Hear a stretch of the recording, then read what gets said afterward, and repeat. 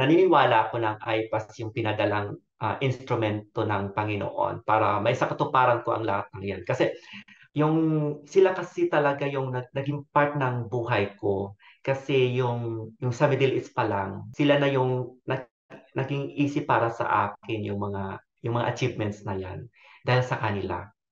At saka napaka-transparent ng iPass talaga. So, talagang napakaganda ng programs talaga ng ino-offer ng iPass. Ginamit talaga ng instrument ng Panginoon yung iPass para ma-achieve ko ang mga yan.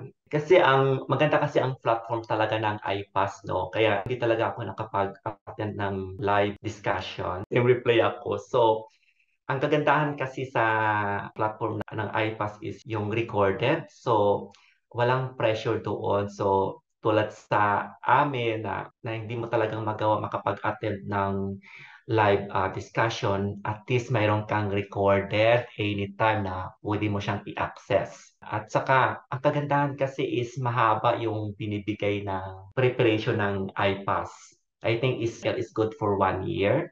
At saka pwede mo siyang, yung ibang cycles, pwede mo rin siyang ma-access kasi nandoon lang din lahat yun sa Moodle. Pero yung in-access ko talaga kung saan lang kasi talaga pertaining doon sa cycles ko, yun lang talaga yung inulit ko ng 3 beses. Ang lahat kasi nandoon na sa iPass lahat eh.